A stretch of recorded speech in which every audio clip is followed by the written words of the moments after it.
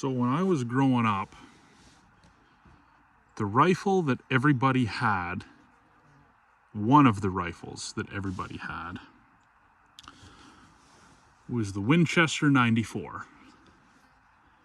Be it your uncle or your grandpa or your dad or whoever. Everybody had a Winchester 94. And they were usually chambered in 30-30 Winchester. And my family was no different. We had Winchester 94s in 30-30 because it was just the rifle that everybody had. It was a common rifle. They were a good one. A few guys had Marlins, the 336 Marlin, but most of the time it was the Winchester 94. Now, what I have here is kind of the other lever action rifle that was around just as long as the Winchester or the Marlin. Actually, it was around before the Marlin. What I'm talking about, a lot of you guys will know immediately what this is, but a lot of you won't. This is the 99 Savage Model 99. So I got two of them here. This one's chambered in 300 Savage. And this one's back in the back here is chambered in 250 Savage. Well, these are old. This one, the 250, was made in 1929. So it's nearing 100 years old now. And this one was made in the late 40s, I believe, 49, maybe 50. But these are the old ones, these are the good ones. A lot of the ones you'll find at gun shows and used on gun store shelves are the newer ones. When they started they didn't hand oil the stocks anymore, they were putting some kind of shellac on them. And they got detachable magazines. There's a button here and it's got a magazine drops out. And then they moved the safety from the lever here up into the tang, which that's probably better actually, having the safety up here. But these are a good rifle and they're pretty obscure. I know when I've been shooting them, I've had guys ask me, like, what is that? They've never seen it before. You know, some of these guys have been shooting for 30, 40 years and they've never seen one. Even though these are, as far as lever actions go, the Savage 99s are probably better. It's opinion, but they're probably better than the Winchester or the Marlin. So they use a rotary internal magazine. At least these ones have a rotary internal magazine. There's no tube. So they wrap around. It's kind of like an early 1022 magazine, you know, the 1022s.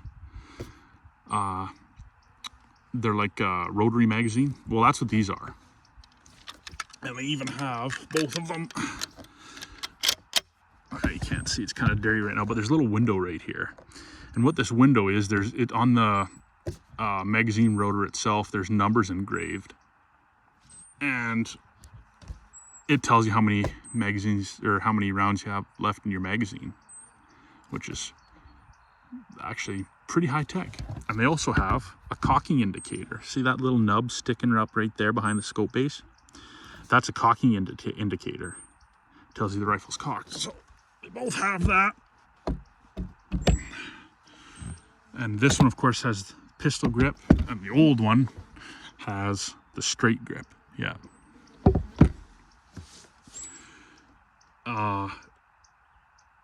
But these really are a good rifle.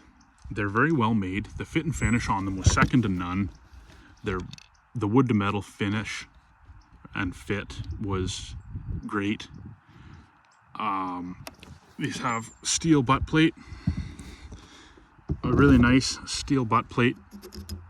I mean, it does nothing for absorbing recoil, but these rounds, these Savage rounds, really don't have that much recoil. The 300, if you load it hot, she's got a bit of a bump, but nothing major. And as far as power goes, the 300 is maybe, I don't know, probably 15% less power than a 308, something like that. Just a little bit behind the 308 in power. So it's good around here anyways in Alberta. It would be good for deer, elk, probably moose too, if you get a good enough shot and use a quality bullet. And that's what I want to do with this one this year. I'm going to try to shoot an elk with this, get a load dialed up, and try to shoot an elk with it. I think it'd be pretty cool. And this one, the 250, I want to start using this one to shoot coyotes, because we're having quite a coyote issue here. And for forever, for the longest time, my main coyote rifle was a 243, a bolt action 243, and it's killed a lot of coyotes. But I'd like to start using these old ones, because they just have a factor, like an it factor to them. Kind of retro. So that's what I'm working on here, is getting them dialed in and just getting used to them, because I've had these rifles for quite a few years. Like this one I've probably had for 5 or 6 years. The 250 I've probably had for 3 years now, but I've just never really done anything with them.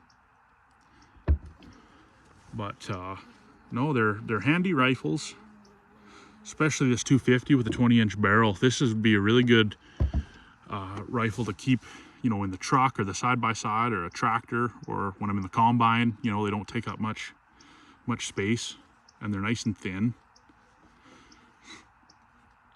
So I'm just getting them dialed in. And yeah, like I say, just not a whole pile of people knew about them. Everybody's familiar with the Winchester and the Marlin, but no one was ever really knew about the Savage. Even though they're probably the better rifle. The thinking man's rifle, I think, is what I read somewhere, which was pretty good. So, just gonna put a couple more shots through.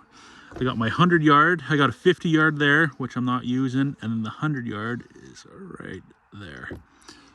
So I'm gonna put a couple more rounds through it and see what I can get managed.